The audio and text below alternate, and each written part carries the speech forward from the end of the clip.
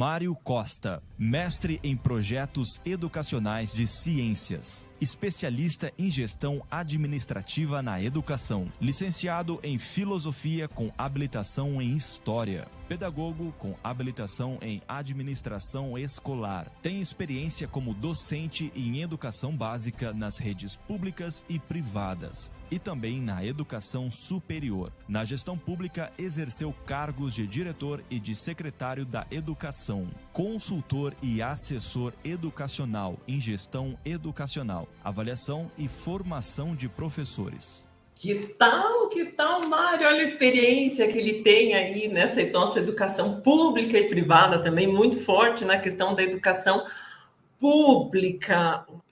Seja muito bem-vindo, Mário. Nossa, Isa, a gente espera tanto, chega no dia, a internet não ajuda, mas faz parte, né, do processo. Meu Deus, aqui também, esse início, essa vez o evento também teve um início meio tumultuado também, né? A gente nunca tem paz mesmo, né? Essa é a verdade. Eu acompanhei um pouquinho, deu um probleminha no microfone, eu falei assim, deve ser a minha internet que tá ruim.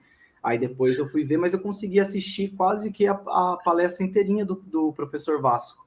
Aí agora no final, eu falei assim, na hora que eu vou entrar, o sinal fica ruim, mas vamos em frente, né? Vamos, agora a gente está escutando bem, mas estamos vivendo bem, há de dar tudo certo. Vamos nessa. Amém. Bom, vou fazer minha agora, audiodescrição. Né? Ah, ok, peraí. Deixa eu só ficar grande aqui.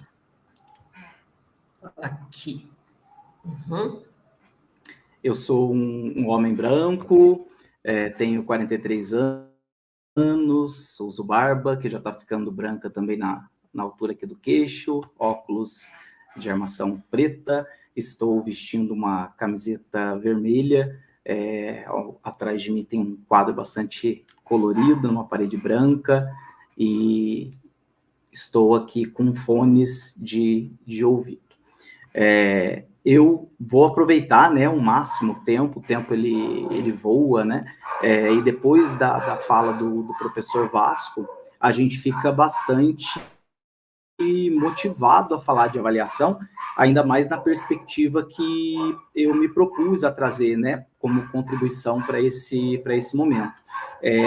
A gente falar de avaliação dentro desse contexto de política pública, das avaliações externas, faz com que a gente reflita bastante essa questão dos problemas sociais, né?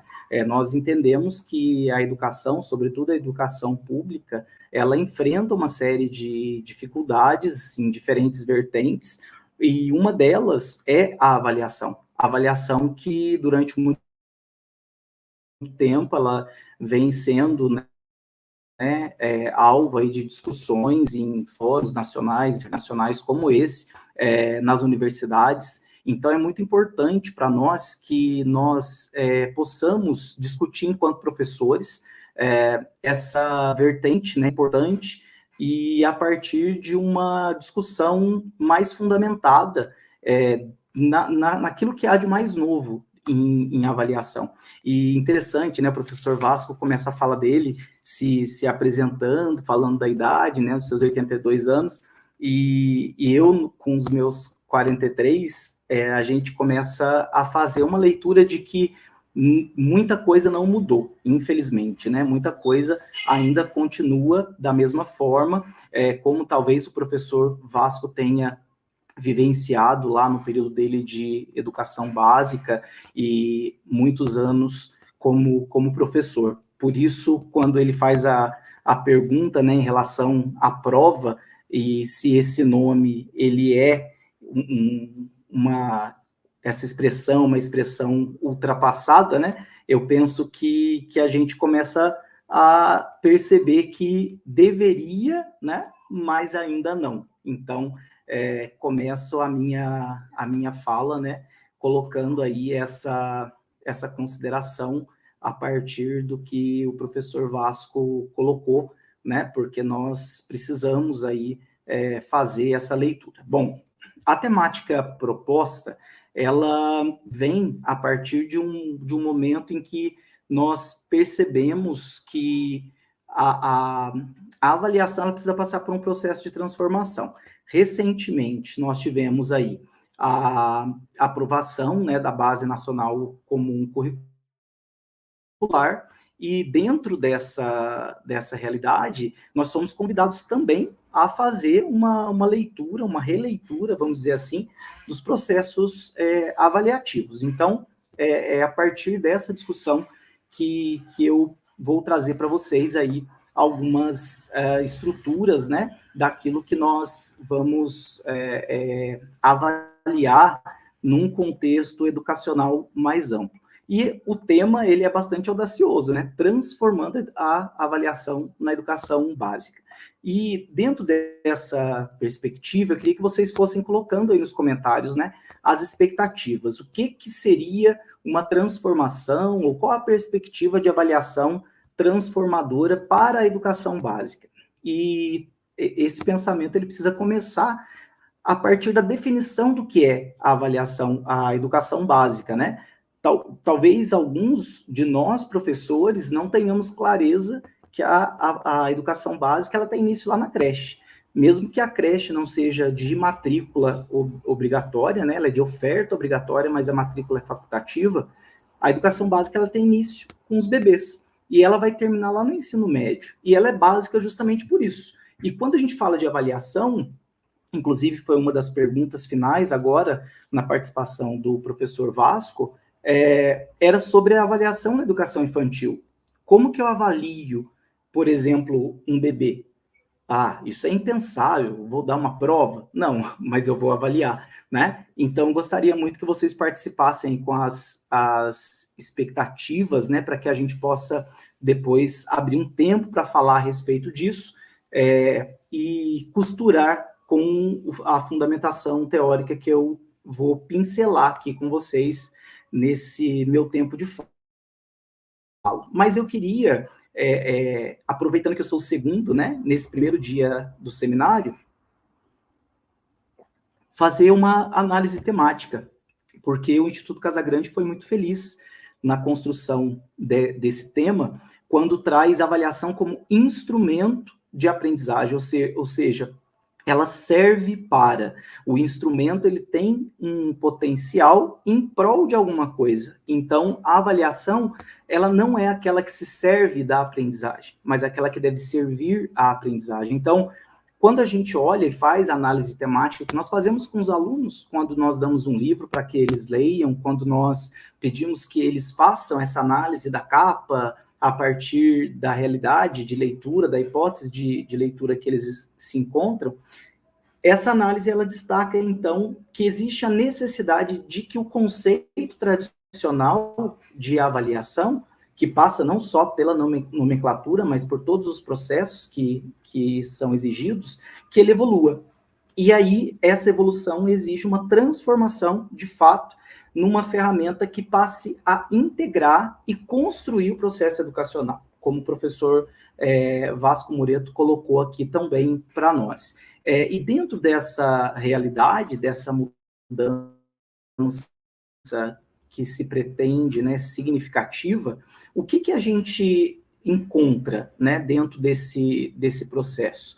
Nós precisamos entender que algumas exigências virão para a escola, para aqueles que fazem gestão educacional, para aqueles que fazem sala de aula, para aqueles que atuam nos diferentes lugares da escola, né? Primeiro, eu listo aqui a redefinição do papel de avaliação. Então, esse tema faz com que a gente pense que a mudança de abordagem, ela precisa sair dessa abordagem classificatória, dessa abordagem focada na mensuração de resultados quantificáveis e não qualitativos, né, para potencializar, de fato, o aprendizado do aluno, o aprendizado contínuo e o aprendizado significativo.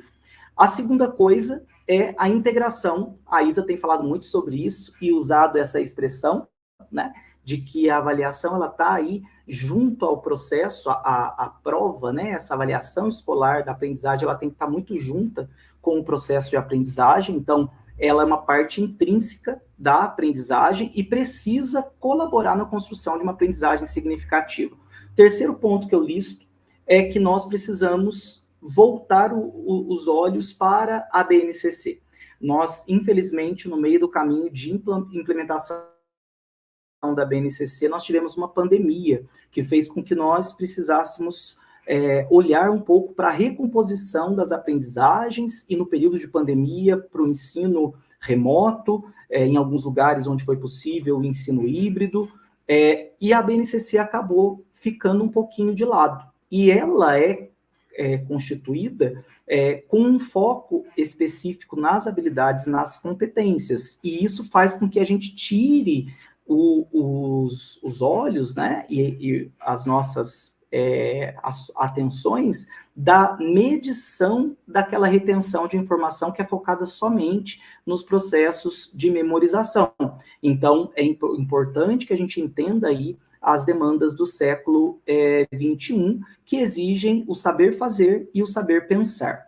O quarto ponto que eu listo aqui são os feedbacks, a avaliação que precisa ser feita conjuntamente ao aluno, né? Então, um feedback, uma devolutiva que seja de retroalimentação. Ela percebe onde é preciso fazer as alterações, as modificações no processo de ensino, para que aí nós possamos melhorar os resultados que são desenvolvidos pelos alunos. O quinto ponto, a metacognição precisa ser estimulada. E o que é esse processo de metacognição? É pensar como a gente pensa, é pensar como a gente aprende, né? Aprender como o aluno aprende. E isso faz todo sentido quando a gente gera um movimento educacional autônomo e com autoconsciência. E o sexto e último ponto, que eu vejo ser extremamente importante, é gerar uma cultura de que, não só na escola, mas que a aprendizagem é um processo contínuo. A gente aprende o tempo todo.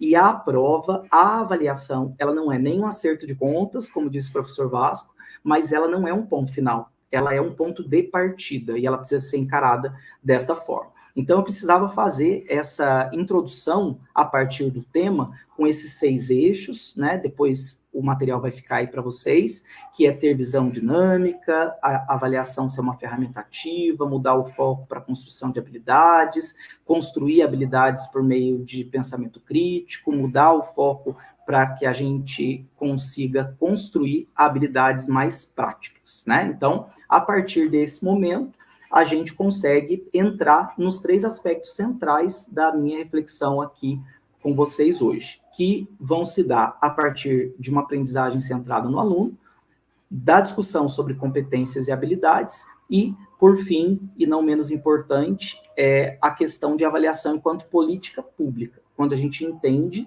que avaliar não é um capricho, não é uma mera burocracia, mas ela é um movimento de política pública que precisa ser considerada, certo? Então, essa é a nossa pauta e vou tratá-la de uma maneira bastante objetiva, mas de maneira mais cirúrgica, né, em cada um desses aspectos.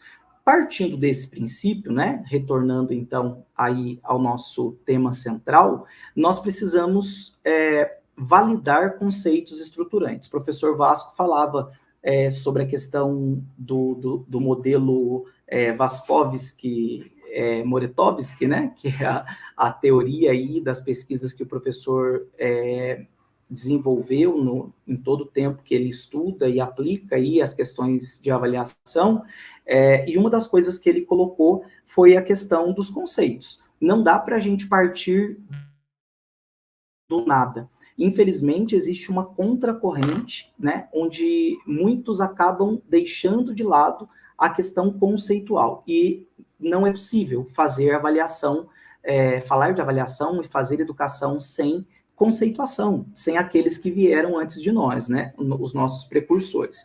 E eu queria rememorar aqui Ausubel, né, David Ausubel fala sobre a teoria da aprendizagem significativa, que todos nós estudamos na licenciatura, mas ele foca muito a questão de superação da memorização, que nós, na educação, possamos trazer as informações, trazermos os conteúdos conceituais, mas construirmos de forma significativa a aprendizagem mais profunda e mais duradoura. A gente tem uma educação básica obrigatória hoje de 14 anos, e quando o aluno termina o ensino médio, ele ainda precisa fazer cursinho para passar no vestibular. E nós começamos a nos perguntar, a nos perguntarmos, essa aprendizagem é de fato significativa? Ela é profunda? Ela é duradoura? E não estamos falando só de memorização de informações, mas de um movimento de competências, que, como o próprio professor Vasco disse, e a BNCC traz esse conceito, a competência competente é aquele que usa o que aprendeu, os conhecimentos que tem para resolver situações, problemas. Se esse aluno passa 14 anos na escola e precisa de um cursinho para memorizar algumas fórmulas, algumas situações específicas para um vestibular, é sinal de que não houve um aprendizado profundo. Então, eu quero trazer Ausubel para a conversa, porque nós precisamos colocar foco na relevância e na conexão que o conhecimento que a escola traz faz com aquilo que o aluno já traz consigo. Ele não chega como uma folha em branco, como já pensaram nossos antepassados lá antes de Cristo, né? A ideia da tábula rasa, daquele que vem em branco e vai ser esculpido na escola. Não, ele traz vivências, experiências, traz suas emoções. A pandemia revelou muito isso, né?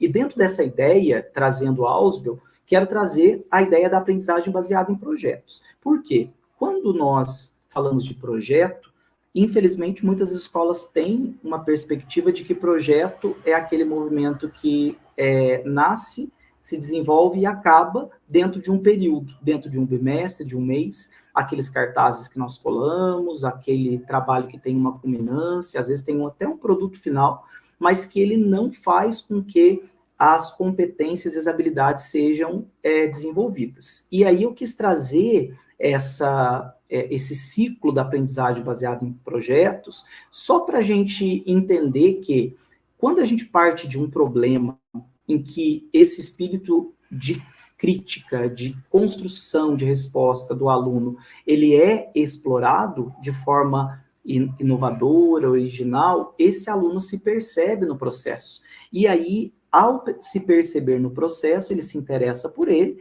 e automaticamente ele vai fazendo processos revisionais e reflexivos sobre esse processo. Então, hoje não se consegue mais ter aquela visão de que os conhecimentos desenvolvidos na escola, eles têm como finalidade a prova, que me aprova, né, que me promove de um ano para o outro e que me faz passar em testes como vestibular, bom resultado no Enem ou em seleções de emprego. Tudo isso é importante? Sim, porém, não é só isso. Muitos conseguem vagas, mas não se mantêm nas universidades. Muitos passam em processo de seleção e não se mantêm nos seus empregos. Então, isso não é só uma questão socioemocional, é uma questão de saber pensar para resolver problemas, e tem tudo a ver com a temática que nós estamos discutindo aqui. Então, fazendo essa primeira leitura conceitual, a partir da aprendizagem significativa, nós vamos para a segunda situação, que é a TRI, a teoria de resposta ao item. Não sei se todos que estão participando conosco têm conhecimento a respeito disso, mas é a metodologia, né, o modelo utilizado nas avaliações externas. De modo bem simples, que o objetivo não é aprofundarmos, né, esses três conceitos que eu vou trazer aqui, mas a teoria de resposta ao item, ela é um modelo estatístico muito avançado, que nós não teríamos condição de aplicar em todas as avaliações que aplicamos na sala de aula, mas ela não está focada em quantidade, né, mas na qualidade daquilo que o aluno apresenta. Então, por que eu estou trazendo aqui como segundo conceito, depois da aprendizagem significativa, a teoria de resposta ao item? Porque se nós não ficarmos olhando só para o quanto o aluno acertou, mas a qualidade daquilo que ele acertou, nós conseguimos ampliar o nosso olhar para enxergarmos de fato qual é o nível de proficiência individual do aluno. Aquela evocação a Vygotsky, né, que o professor Vasco fez há pouco, da zona de desenvolvimento proximal, onde o aluno está, onde ele tem potencial para chegar. Qual o papel da escola? É ser a ponte entre o estado atual e o estado proximal, né, onde ele consegue chegar, o estado potencial desse aluno. Então, quando a gente fala de teoria de resposta ao item, a gente encontra na teoria de resposta ao item uma ferramenta que vai trazer para nós condições de nós olharmos para cada estudante de modo personalizado. E é isso que as escolas hoje, sobretudo as privadas, têm vendido. Ensino personalizado. E ensino personalizado não é ter um professor só para aquele aluno, e não é fazer com que o professor monte uma prova para cada aluno, uma aula para cada aluno, mas é conseguir fazer agrupamentos produtivos a partir daquilo que os alunos revelam, e isso exige uma ferramenta efetiva, eficiente, que nós encontramos na teoria de resposta ao item. E aí, só para elucidar e também ilustrar essa questão da TRI, eu quis trazer essa curva característica do item, né, que é esse gráficozinho que está aí do lado direito da tela, porque o que esse gráfico ele diz? Na horizontal, nós vamos ver aqui o nível de proficiência do estudante, ou seja, ele pode ter um nível de proficiência que seja insuficiente, básico, proficiente ou avançado, né? São os níveis que nós temos aí, por exemplo, na avaliação da Prova Brasil. E ele tem a probabilidade de acertar uma pergunta, um problema, né? De ir bem, né? Vamos colocar dessa forma, de ter um bom resultado diante de um problema. Então, essa probabilidade, ela vai de 0 a 100, de 0 a 10. E aí, o que a gente vê? Quanto maior a proficiência do estudante, entende-se que maior é a probabilidade que esse estudante acerte um item de prova, uma questão de prova. E aí nós vamos ver aí, por exemplo, que o item 1, pintado em vermelho, nós vamos ver que alunos já com média, baixa proficiência, já tem uma probabilidade maior de acerto, enquanto o item verde, o item 2, exige um pouco mais de proficiência, ou seja, de capacidade de usar aquilo que ele sabe para que ele consiga acertar. E a linha azul, o item 3, olha o nível de exigência. Até o nível mediano aqui, o aluno tem uma probabilidade de 20% de acertar um determinado item, né? De responder corretamente a um determinado item. Então, o que é importante para nós avaliarmos? Que o que diz para nós se um item de prova, uma questão de prova, ela é mais ou menos complexa, mais ou menos difícil, não é a subjetividade do professor, mas é aquilo que os alunos respondem, ou como os alunos correspondem a isso. E esse é uma primeira quebra de paradigma muito importante, sair daquela perspectiva de acerto e erro e entrar numa perspectiva de que quem calibra a avaliação não é o professor, mas é o aluno. É aquilo que os alunos respondem a partir do que o professor trouxe. E o terceiro conceito que eu quero trazer para a gente amarrar aí a nossa conversa é o conceito de política pública. Se nós temos avaliações externas que medem a qualidade do ensino brasileiro, se nós temos um Plano Nacional de Educação, legislações que dizem o que e como devemos trabalhar, e que em alguns lugares, inclusive, essas notas de avaliações externas, que são políticas públicas, elas condicionam repasse de recursos, elas condicionam transferência, né, de diferentes formas de recursos, não só financeiros, para as redes de ensino, ela precisa ser revista, ela precisa ser entendida. E redefinir, então, o papel da avaliação no contexto das escolas é muito importante. Não dá mais para o professor seguir na linha conteudista, classificatória, e não avançar para formação, desenvolvimento de competências e habilidades. Então, é preciso que as avaliações, elas deixem de ter como foco classificação, retenção de informação. Não quer dizer que isso não vai ser trabalhado, né?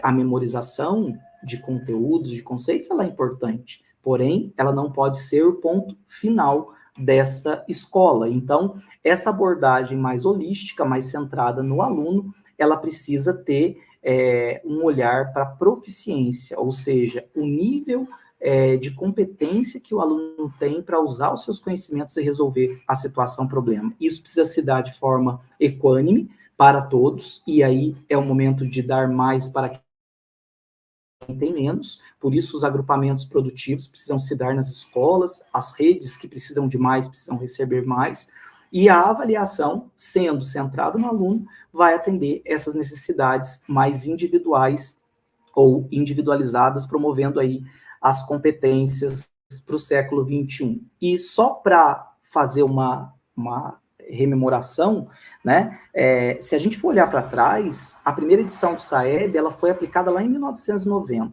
né? As matrizes de referência com níveis de competência, elas foram criadas 7 anos depois. Então, nós temos ainda no nosso país uma política pública de avaliação muito morosa. Só em 2005 as avaliações passam a ser censitárias, ou seja, para todos, né? O IDEB só vai nascer em 2007. Então, é importante, 17 anos depois da primeira edição do SAEB. A teoria de resposta ao item que eu acabei de mencionar, ela nasce em 1995 e os questionários socioeconômicos também são colocados como uma leitura, ou seja, não é só olhar a qualidade, além da quantidade, é preciso olhar o contexto, e aí, nesses avanços todos, em 2017, a gente tem uma avaliação censitária em todas as escolas públicas, em 2019 chega a BNCC, e agora, em 2023, ano passado,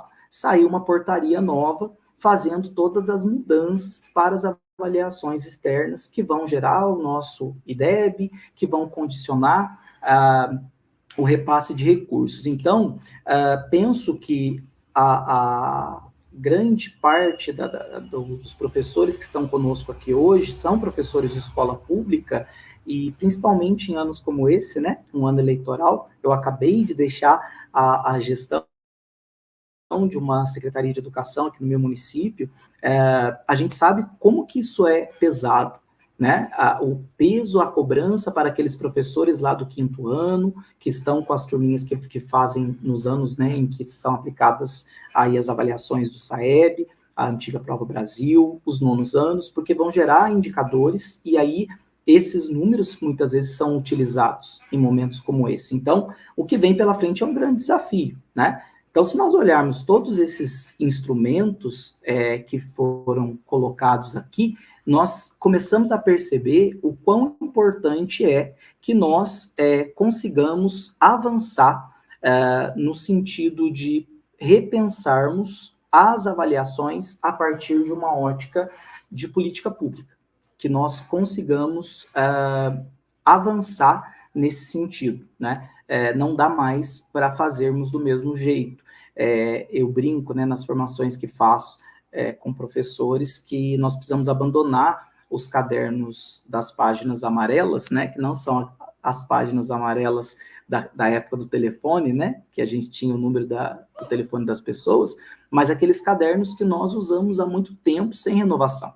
As gerações mudam, né? Nós temos hoje N gerações, desde lá dos baby boomers, passando pela geração Y, Z, alfa, beta, enfim, temos N classificações e cada uma com a sua característica. E ao olhar para isso, nós precisamos entender como aplicar essa avaliação, né? Como aplicar essa avaliação para a geração que nós atendemos, sobretudo na escola pública. Na escola privada, muitas vezes, nós temos diferentes ferramentas, acesso a diferentes recursos, que às vezes nas escolas públicas nós acabamos não tendo, né? Então, o que eu trago na discussão, né, no pano de fundo dessa discussão de política pública é isso. Nós estamos num país que é moroso, né, para a aplicação e a renovação e a atualização de algumas coisas, nós precisamos considerar isso, não podemos ficar alienados a isso. Pessoal, até aqui tudo bem? Podemos seguir? Eu não consegui acompanhar aqui o chat, né? Eu estava lá na apresentação, empolgadíssimo aqui com a leitura, né? Porque quando a gente está falando, aí o primeiro ouvido que ouve é o nosso, né? A gente repensa tanto, já são 22 anos de magistério e a gente começa a pensar, né? Quando a gente começou lá no início, no ano de 2001, meu primeiro ano como professor, ainda no último ano da faculdade, e olhar o quanto que isso avançou, né? Em alguns pontos positivamente, em outros nem tanto, né? Então, isso é muito, muito importante que a gente consiga avançar. Mas, estando tudo bem, né?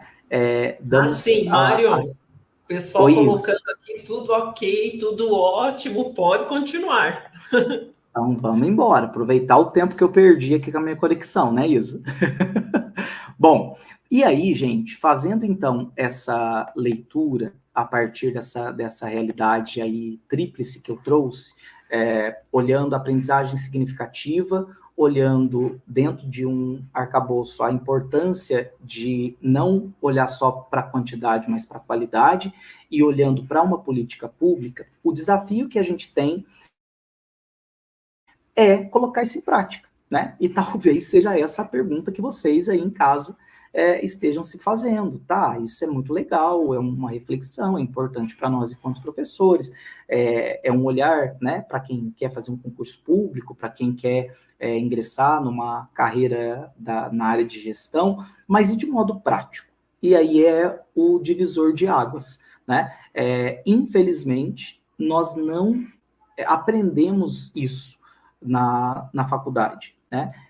Eu tenho aí feito consultorias em diversos municípios aqui na região sudeste, mas atuei um tempo na região nordeste, quando fui consultor pedagógico numa rede de educação, de sistemas de ensino, e a gente vê constantemente a dificuldade que o professor tem de transformar as suas aulas conteudistas em aulas que, de fato, provoquem essa mudança no olhar avaliativo. Seja porque tem a dificuldade pessoal, né? Porque aprendeu a ser conteudista, aprendeu a trabalhar a partir de conteúdos e de perguntas, quem foi, quando foi, como foi, né? Muito ali marcadas por esse tradicionalismo conceitual, ou porque na hora da prática o que vale é a teoria, né? É até controverso falar isso, mas no diário de classe o que vai é uma nota,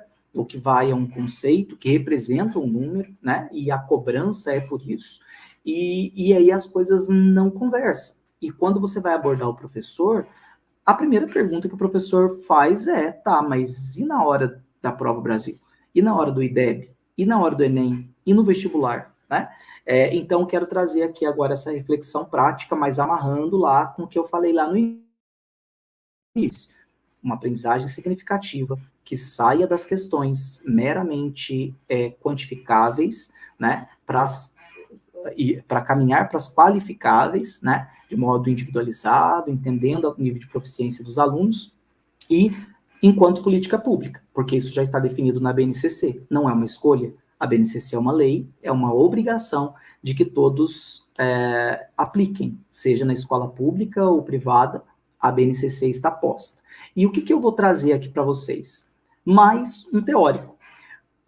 Benjamin Bloom, ele coloca para a gente, dentro da taxonomia dos objetivos educacionais, ou a conhecida taxonomia de Bloom, uma classificação de domínios. Veja a palavra, domínios de aprendizagem. Dominar é aquilo sobre o qual eu exerço uma autoridade, um controle. Então, quando eu domino algo que eu aprendi, eu estou trabalhando alguns processos que a escola me possibilitou, em diferentes estruturas e estratégias, dominar, né? Então, verifique que quando o professor traz conceitos, atividades, estratégias diferentes, ele faz com que o conhecimento antigo ele entre em contato com um novo conhecimento, e esses conhecimentos, essas habilidades, elas vão migrando em níveis de domínio. Então, o que Benjamin Bloom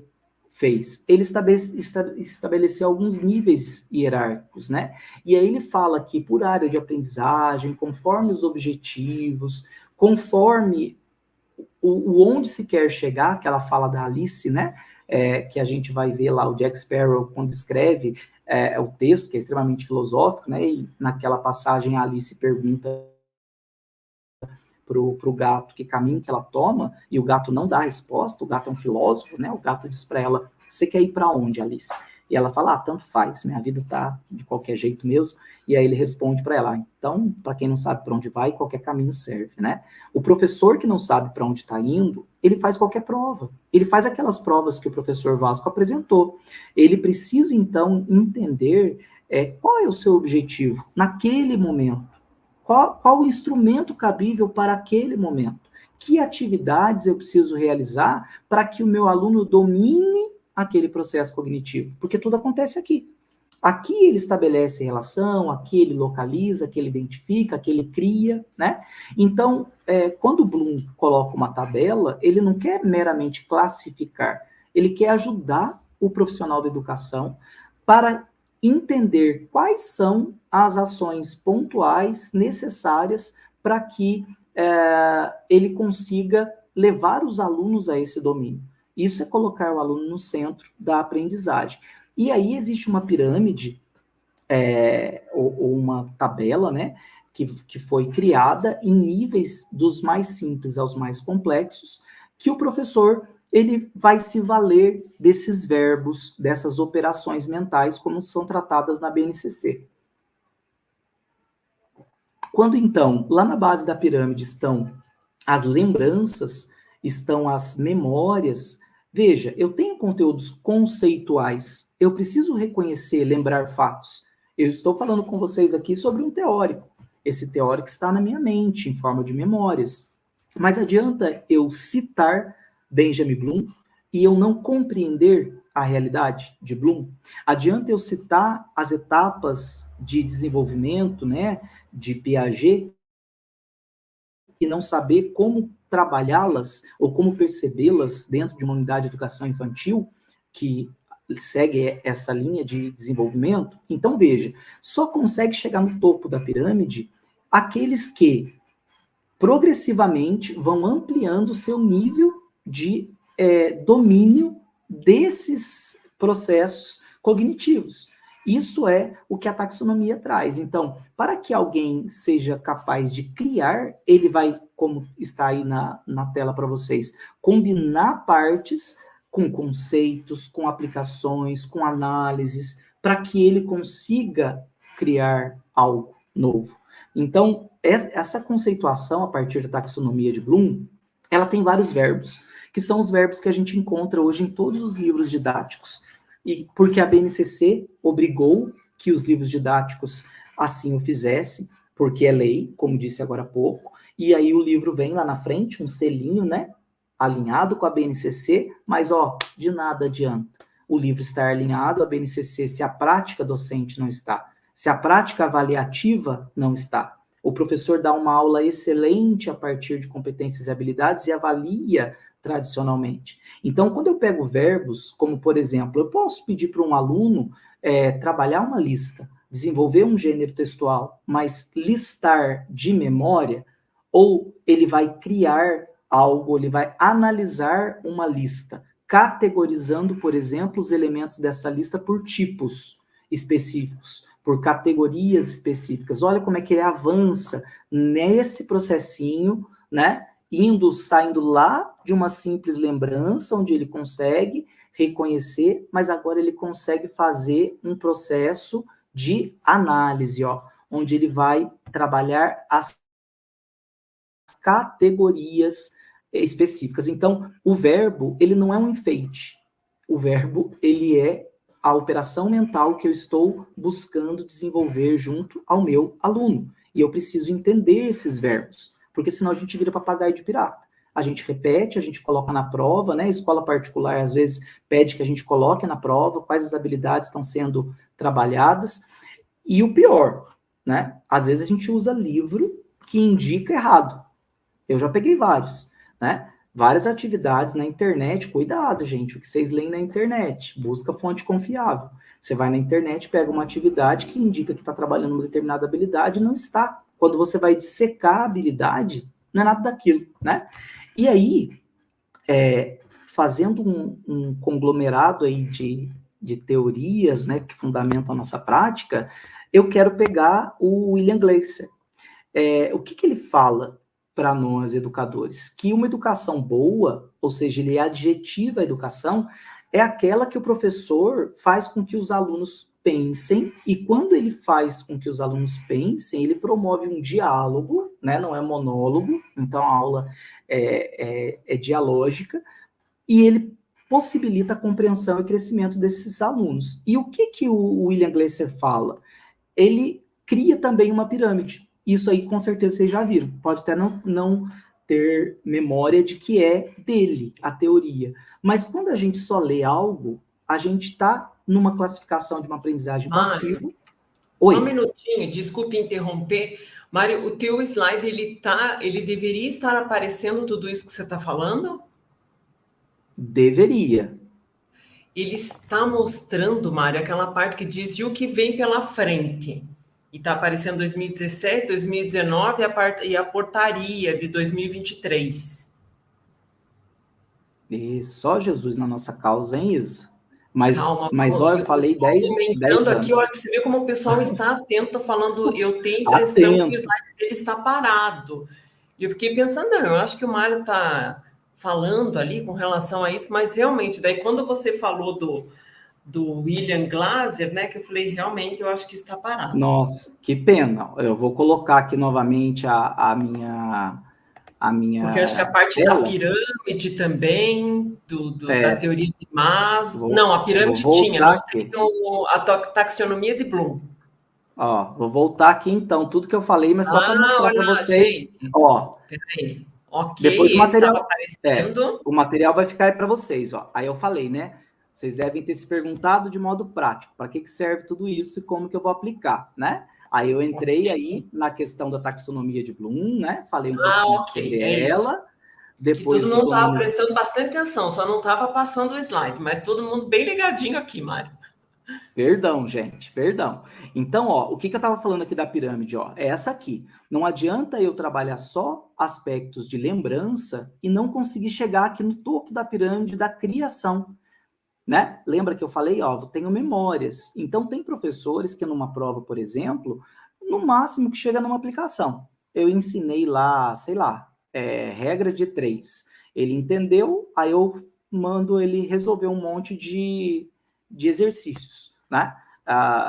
E a matemática, às vezes, né, o professor Vasco, que me antecedeu, ele é professor de matemática e às vezes dar exemplos de matemática é muito difícil, né? Na sequência, eu mostrei essa tabelinha, ó, quando eu falava de avançar, era isso, ó. Eu posso trabalhar lista de memória, mas quando eu peço para ele separar os itens da lista por categoria, olha como que eu avanço. Eu saio de uma simples memorização e eu vou ter que passar por um processo de análise, porque eu pego os elementos da lista e eu tenho que fazer uma análise para saber como que eles se categorizam.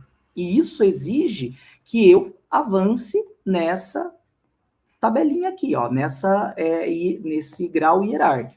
E aí eu falei do William Glasser, né, que traz para nós essa questão do pensamento, e a pirâmide dele é essa. Então, quando eu só leio e eu sou um estudante passivo, a minha capacidade de retenção daquele processo é de 10%. Quando eu vejo e ouço, ainda assim estou passivo. E a minha capacidade de retenção é de 50%. Mas a partir do momento em que eu discuto, que eu pratico e que eu ensino outra pessoa, eu começo a desenvolver uma aprendizagem ativa, significativa, e o meu percentual de retenção, de aprendizagem, ele passa a ser maior. Por isso que quando a gente trabalha os agrupamentos produtivos, e a gente coloca os alunos para ensinarem os seus pares, e às vezes alguns colegas nossos, porque não querem ter o trabalho de organizar tudo isso, falam, coloca o aluno para dar aula para ele. Não, é porque a linguagem desses adolescentes, dessas crianças, ela é muito semelhante. E aí, esse aluno, ao ensinar, ele está retendo mais. e colocar alunos para falar do seu ponto de vista, para discutir temas diferenciados, ele faz com que a capacidade de retenção ela se difira. Então, veja que essa pirâmide do William Glasser, ela é diferente daquela pirâmide da taxonomia de Bloom. A taxonomia de Bloom vai da base, né, dos conhecimentos teóricos até a criação, e essa taxonomia de Glasser, a pirâmide de aprendizagem, ela vem no processo inverso, né? Eu consigo assimilar mais quanto eu ensino. Por isso que a sabedoria de Cora Coralina fala, né, que é feliz aquele que aprende o que ensina e ensina o que aprende. Poeticamente, ela está nos dizendo, se você aprendeu, seja feliz e ensine o outro, porque você vai aprender mais, né? Então, é importante que nós consigamos pensar dessa forma. E aí, lembra da aprendizagem baseada em projeto? Que ela tem um ciclo, que parte de uma pergunta provocativa, que faz com que o aluno pense? É exatamente isso. Imaginação, exploração, aprendizado com retenção de conceitos estruturantes, pensamento criativo, crítico, reflexivo e saber, construção do saber. Então, tudo começa na imaginação. Talvez por isso, muitos de nós, e aqui eu vou fazer um pequeno parênteses, sair um pouquinho aqui da tela, vou pedir até para me colocar na tela grande, que a gente perca a questão da educação infantil. Muitas vezes a gente se distancia muito da educação infantil. Na educação infantil, a inventividade, a criatividade, ela é extremamente explorada, muito explorada. Ela é cobrada, né? Aspas, né? Cobrar talvez não seja uma expressão muito feliz para a educação infantil, mas ela é uma realidade da educação infantil a todo momento. E, de repente, esses alunos saem dessa educação infantil, eles começam a se ver numa escola que se torna pouco interessante para ele, e ele vai se distanciando de um conhecimento mais lúdico, mais integrado, mais interessante, e aí a escola fica desinteressante. Não é que a escola fique desinteressante, os processos eles vão perdendo aquela dinâmica que deveriam possuir, né? Então, nesse movimento todo, essa construção faz com que nós comecemos a pensar, a repensar, a encontrar essa nossa realidade de modo diferenciado, de modo mais crítico, né? Para a nossa realidade e de uma maneira mais efetiva, né? Então, essa discussão é a discussão central desse processo. Vou voltar lá na minha tela para a gente dar sequência lá na apresentação dos slides e caminhar agora já para o encerramento de uma forma mais prática, porque com certeza é a prática que vocês sempre se perguntam, né? Todos os professores sempre se perguntam como fazer isso acontecer do ponto de vista prático. E para fazer isso acontecer do ponto de vista prático, eu preciso entender que esse movimento avaliativo, ele só vai acontecer lá no final.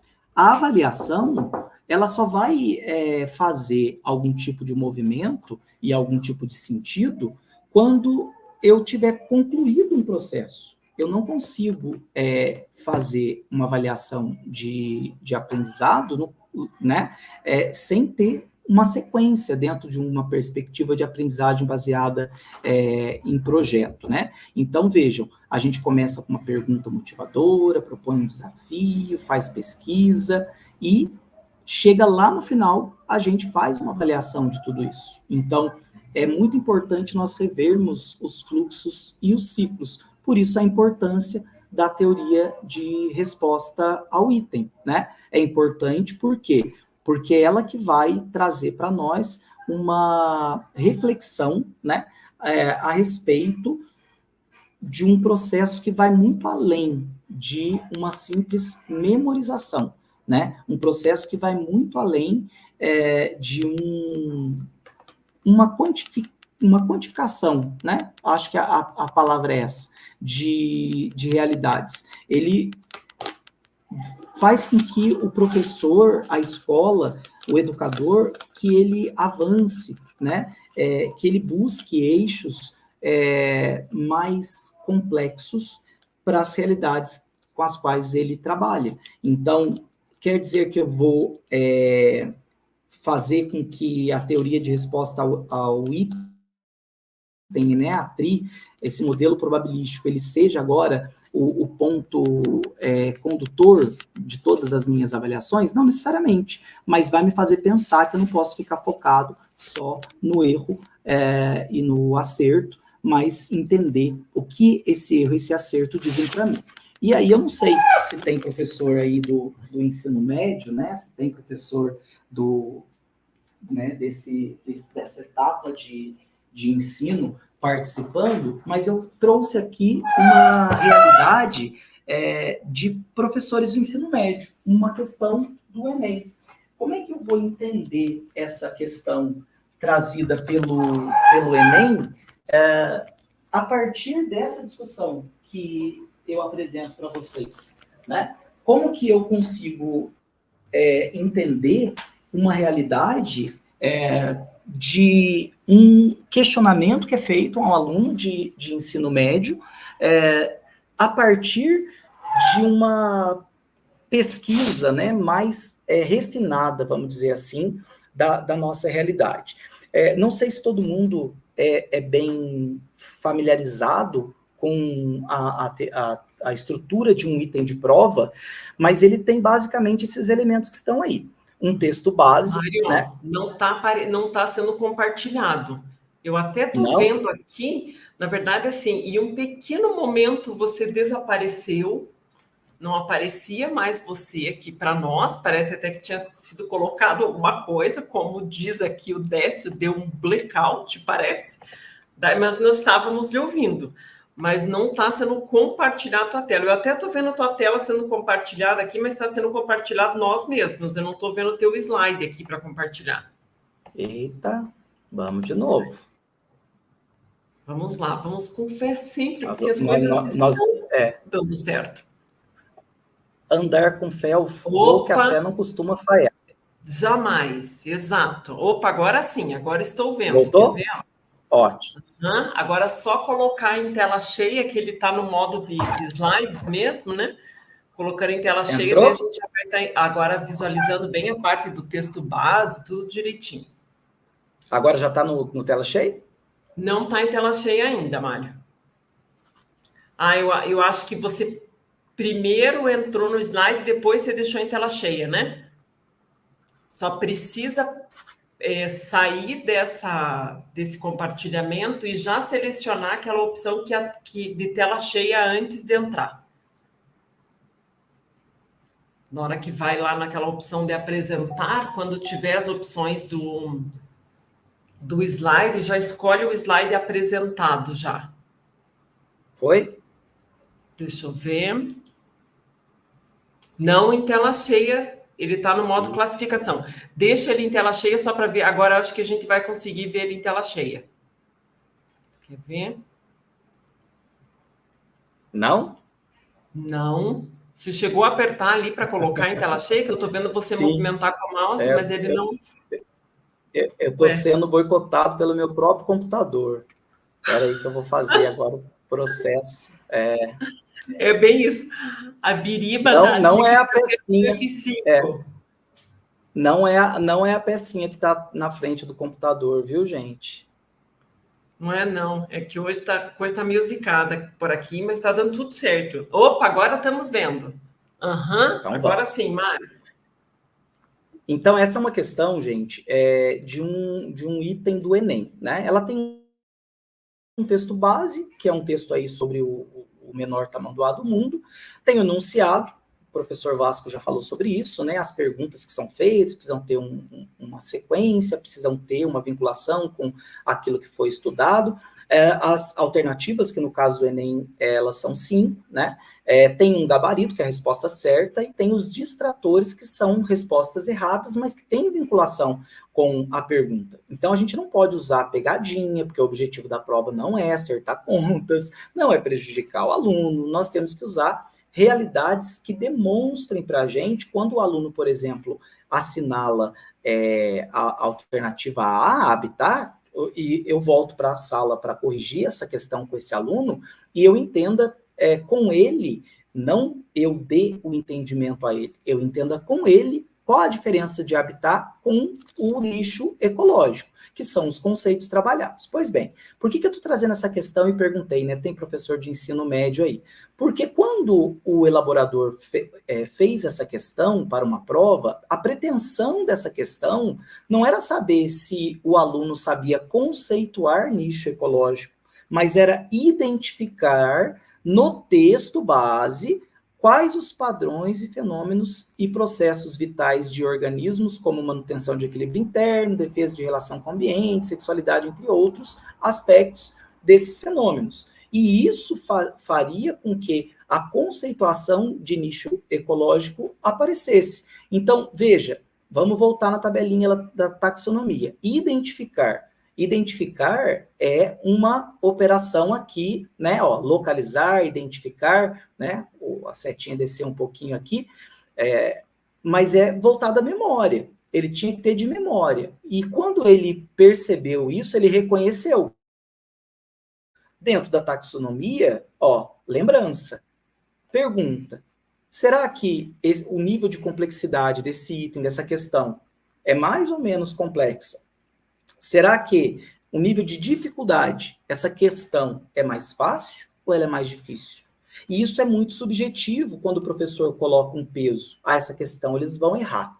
Essa questão vai valer 10, vai valer 1, vai valer 2, né?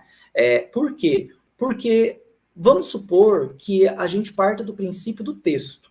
É um texto de uma linguagem difícil, que não é a linguagem que eles mais dominam.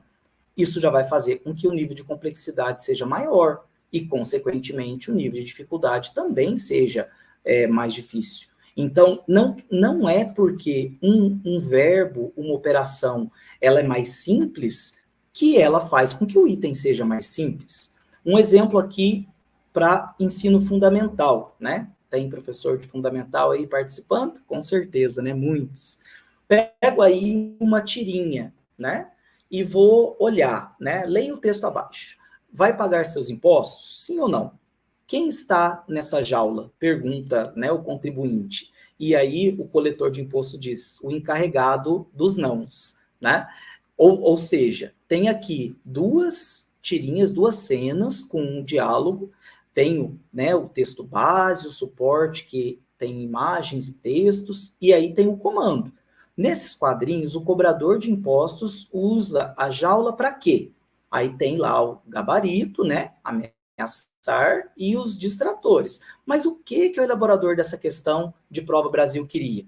Se eu pegar hoje uma habilidade da BNCC, ó, habilidade 5 de língua portuguesa, que é desenvolvida do 6º ao 9º ano do ensino fundamental, inferir e justificar. No caso aqui, ele não tem que justificar, uma questão objetiva, né, de múltipla escolha, mas ele vai fazer a inferência em textos multissemióticos, no caso aqui se aplicaria a tirinha, né, mas poderia ser uma charge, um meme, né, GIFs, que são muito utilizados hoje, né, as charges, os memes, o efeito de humor, ironia ou crítica, né, com uso ambíguo de palavras, de expressões ou imagens, né.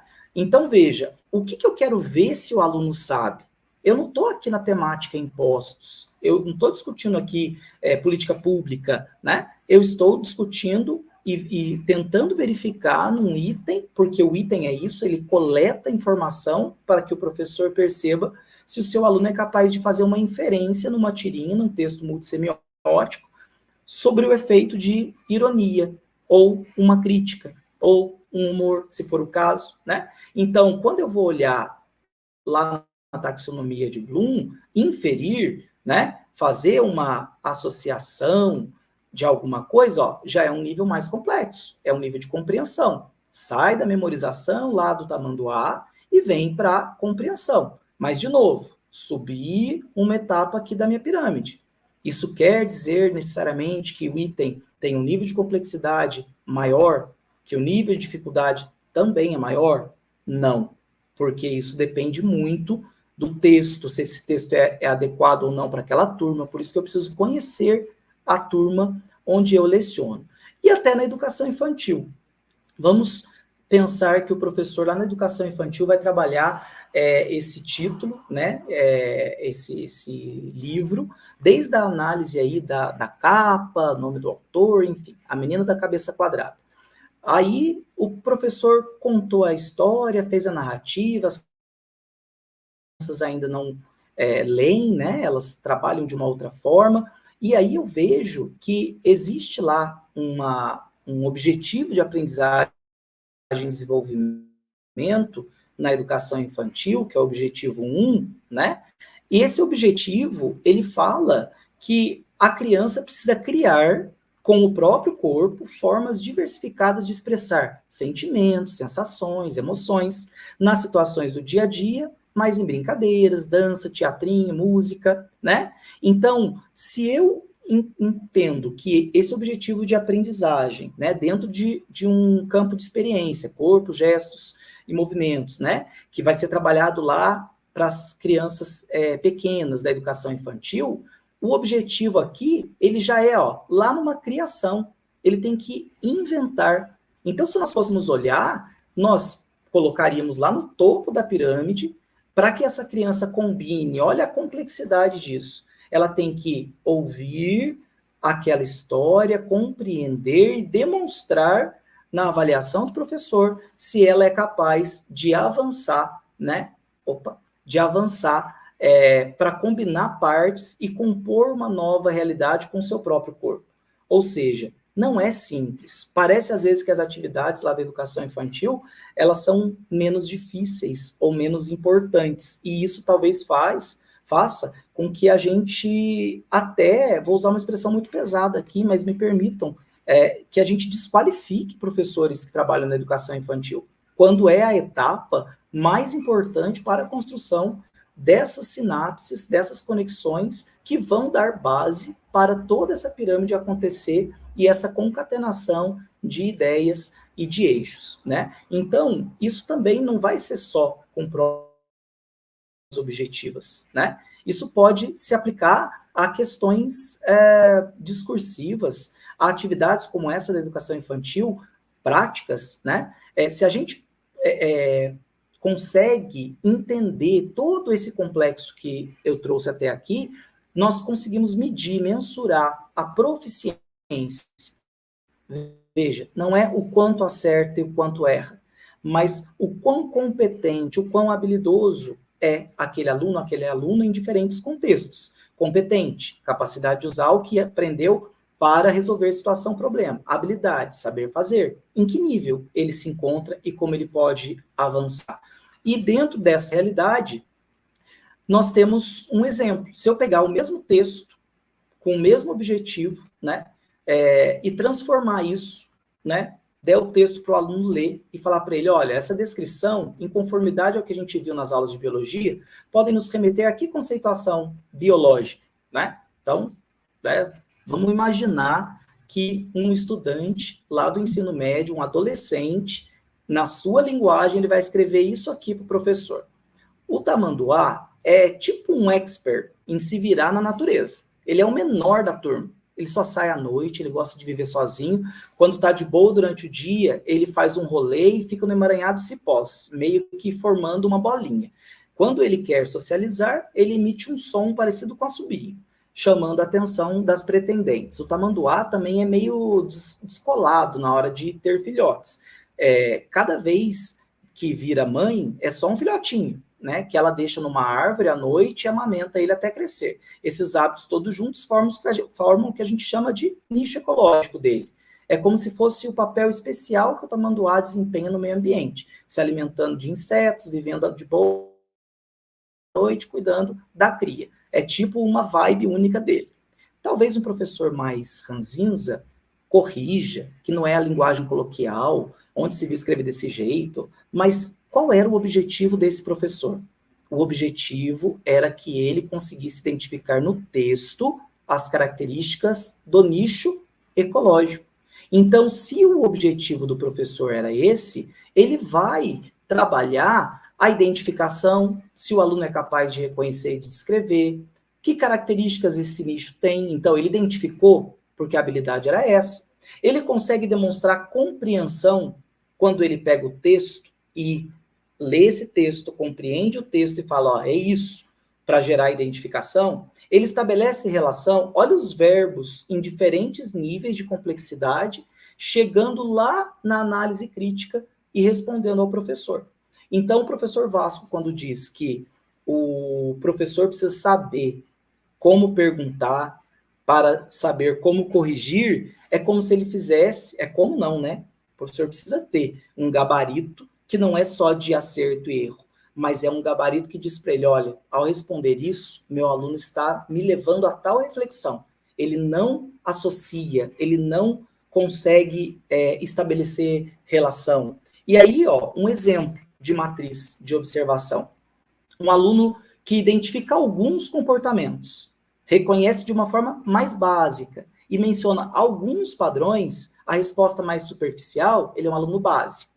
Um aluno proficiente, ele já identifica vários comportamentos, conecta alguns comportamentos, né, e reconhece padrões e interações. E aquele que está no nível avançado, ó, ele já identifica coisas mais detalhadas, mais precisas, ele aprofunda na compreensão, ele faz adaptações mais específicas. Então, o que o professor precisa ter? Esses indicadores de desempenho. Existem muitos materiais na internet que podem ajudar nesse sentido, mas o professor precisa ter essa clareza. Nível de desenvolvimento, nível de proficiência precisa ser verificado. E aí, o que eu faço depois disso? Eu agrupo os meus alunos.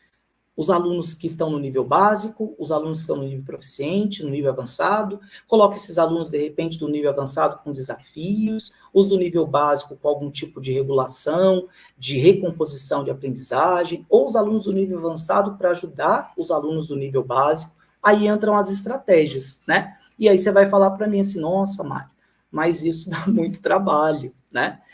Foi esse o tempo que a gente dava trabalho para os alunos. Hoje eles estão dando trabalho para a gente, né? Mas o que eu quero dizer para vocês?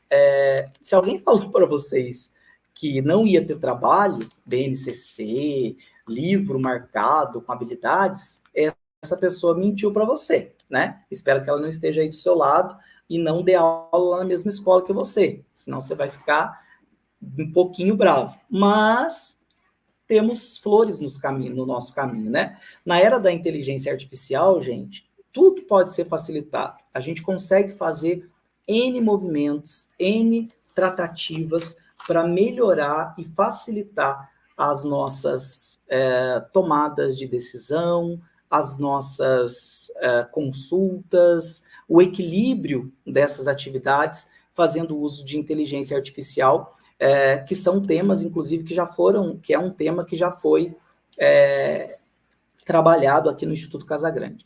E talvez eu tenha ouvido aí a mente de alguns, né? Mas como que isso é feito, né? Como que isso é possível? Seria tema para uma outra discussão, né? O uso de inteligência artificial para a atividade dos professores. Eu não sei como é que a gente está, acho que eu já estourei o meu tempo, mas a gente precisa se aprofundar um pouco, porque hoje a gente tem vários recursos para pensar isso, né? Então, se a gente está na gestão, devem ter gestores aqui, se a gente está dando aula, a gente precisa agir, né? E a ação, ela é um ciclo, né? Veja que o processo de avaliação, ele vai lá no final, para recomeçarmos o processo. Então, eu preciso me organizar para um trabalho que seja colaborativo, construir letramento em avaliação. A gente é muito ruim no Brasil ainda em avaliação, processos avaliativos, isso exige preparo. Depois, vamos entrar num processo de investigação, que é criar panorama de dados, fazer análises diagnósticas, estudar esses dados, não de modo quantificativo, mas qualitativo, examinar o ensino, porque a avaliação diagnóstica não é para ver se o aluno é bom ou ruim, é para ver se a qualidade do ensino está a contento, para aí irmos para a ação a partir de dados confiáveis. Desenvolver o plano de ação, planejar como que a gente quer estar daqui a pouco, que é o progresso, dessa turma, dessa escola, e aí a gente age, avalia novamente e volta para a reorganização, e esse ciclo se perpetua, porque educação é essa dinâmica, né? Ou seja, a gente precisa superar. É uma ação em nível super. Superar o quê?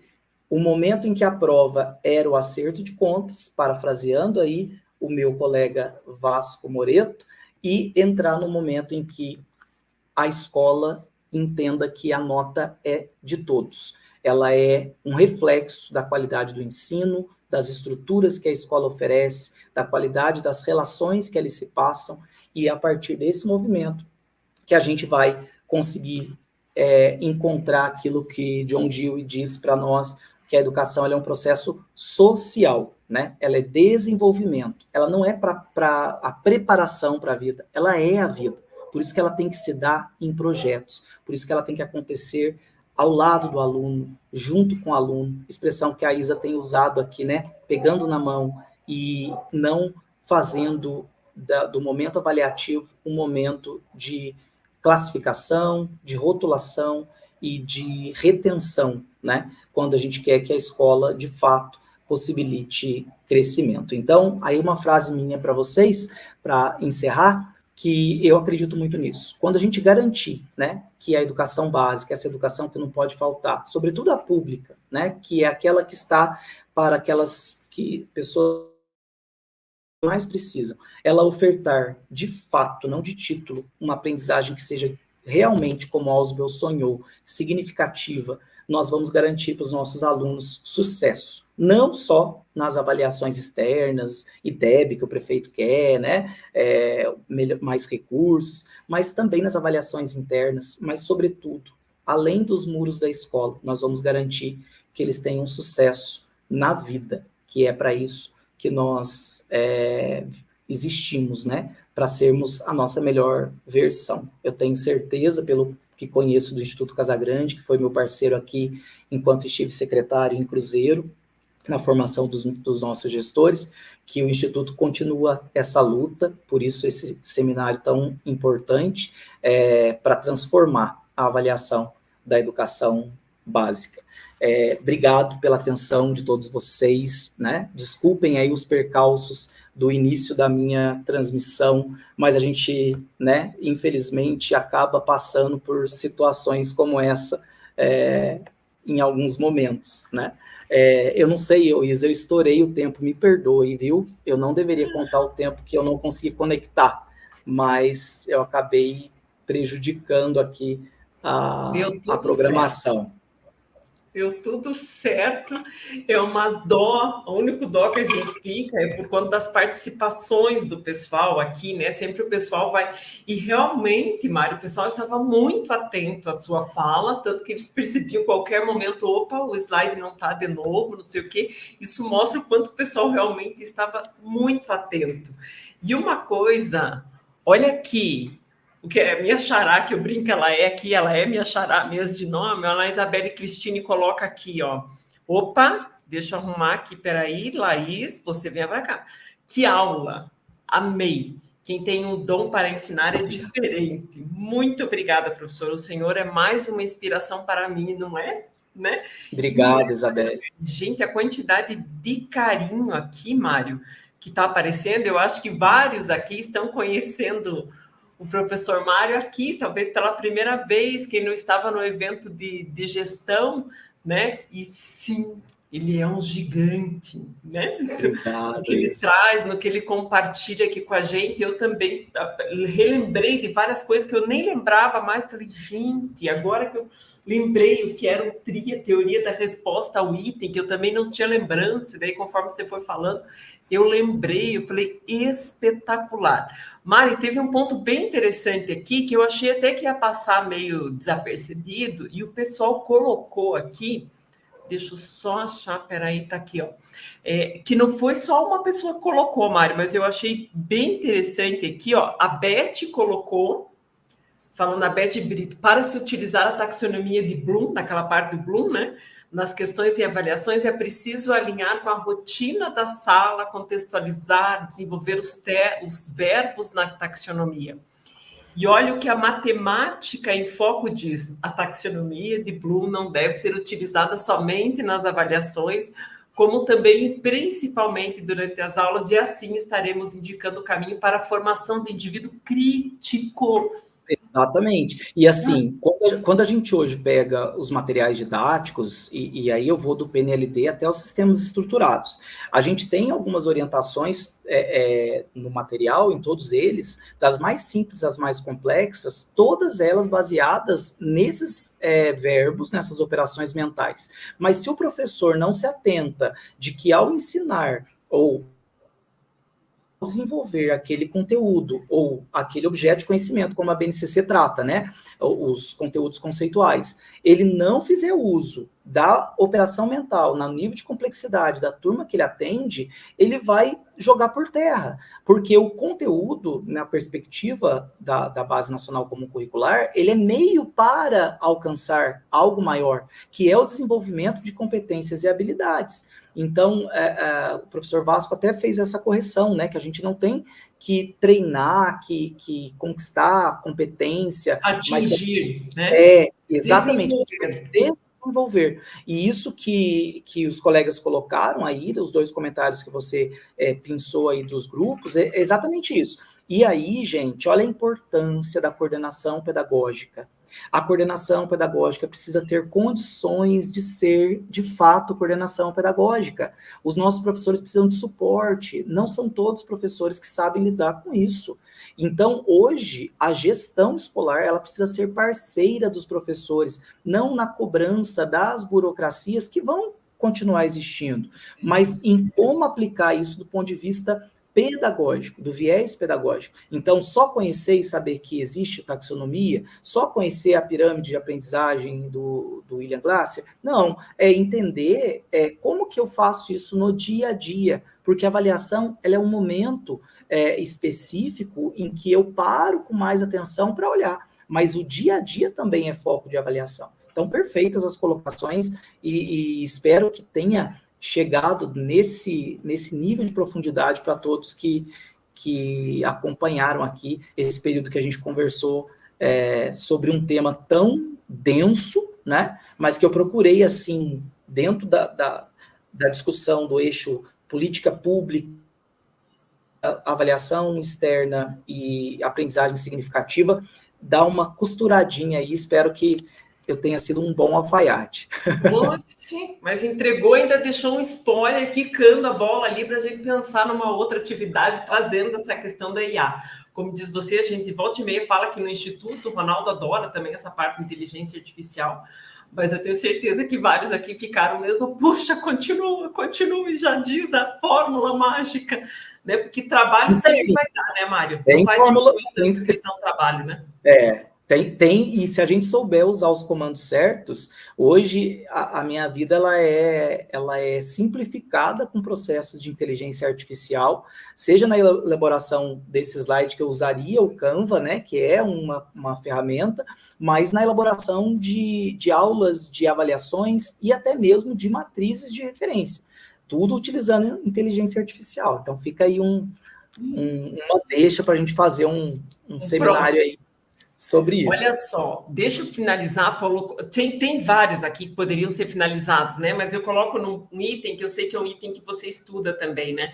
A Marta Calderaro coloca para a gente: é preciso investir em políticas públicas para continuar melhorando a qualidade da educação.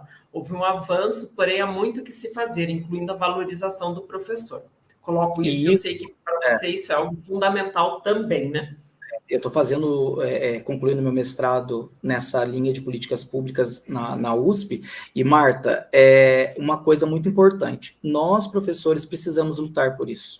Infelizmente, a nossa classe, às vezes, ela está caminhando por trilhas opostas, divergentes, cada um olhando pela pedagogia do umbigo.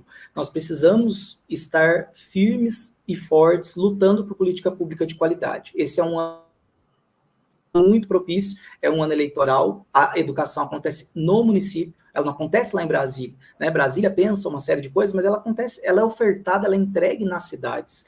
Então, que haja, da nossa parte, quanto docentes, que nós assumamos, porque a educação ela é realizada por nós, mas nós precisamos dizer o que fazer. E, infelizmente, a gente é muito vendido. O pai chega na escola, ele quer cobrar, por exemplo, por que o meu filho com 4 anos não está lendo e o da vizinha está. Não é para ensinar, para alfabetizar com 4 anos. A BNCC é clara, primeiro e segundo anos. Eu posso apresentar o mundo das letras, ter um processo de letramento, existem divergências disso, mas existe uma política pública.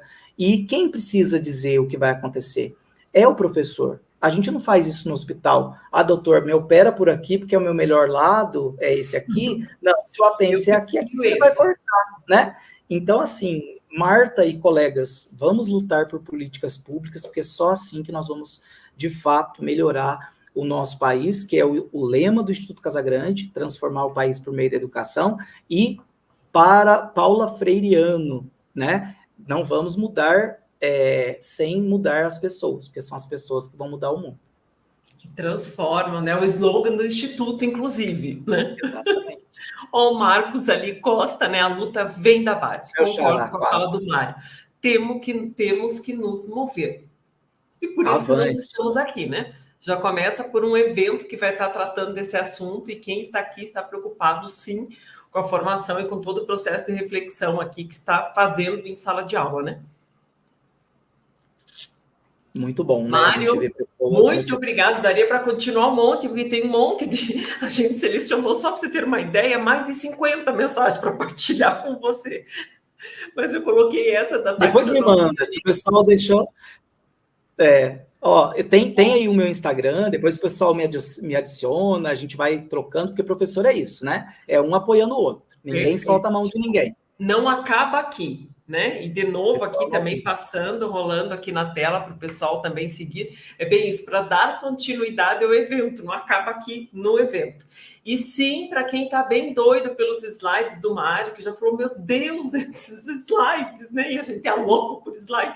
Ele já disse que vai deixar disponível, certo, Mário? Sim, já vou te mandar aí. Vou mandar em PDF para não ter o problema da gente não configurar ele ali. Perfeito, isso mesmo. Que daí a gente deixa disponível, quem está no grupo de WhatsApp vai estar recebendo, e todos os palestrantes que, assim como o Mário, deixem disponível, né? Porque não é obrigatório que o palestrante deixe, mas se ele falar ok, deixarei, chegará até vocês, desde que vocês estejam no nosso grupo de WhatsApp.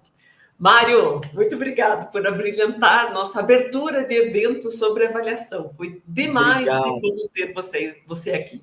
Fiquei morrendo de nervoso de falar depois do professor Vasco, mas fui aqui, acho que foi isso que travou minha internet. Mas agora eu vou me deleitar na área que eu sou apaixonado, que é a área da próxima conferência. De neuro. Que é a neurociência. Dizer que o professor Vasco está até agora aqui embaixo lhe assistindo.